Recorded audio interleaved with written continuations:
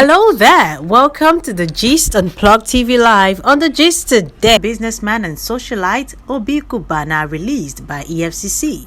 Let's check out the gist. Nigerian businessman and socialite Obi Nayagbo, popularly known as Cubana, has been released from the custody of the Economic and Financial Crimes Commission (EFCC).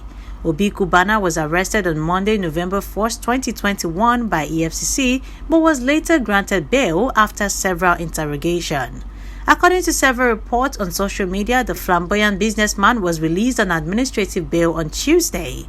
The businessman took to his Instagram page to give hint about his release when he wrote, "Okpata Ozuera, I love you all, unbroken, #man of the year." Cubana was said to have been quizzed for several hours by EFCC and was said to have also spent the night in their custody before his official release on Tuesday. According to a newspaper, Cubana was arrested for cases bordering on alleged money laundering as well as tax fraud.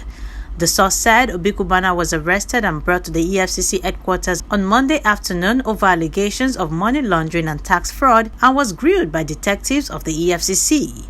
After the news of his arrest broke, many Nigerians, including his close friend, associates, and family members, clamored for his release.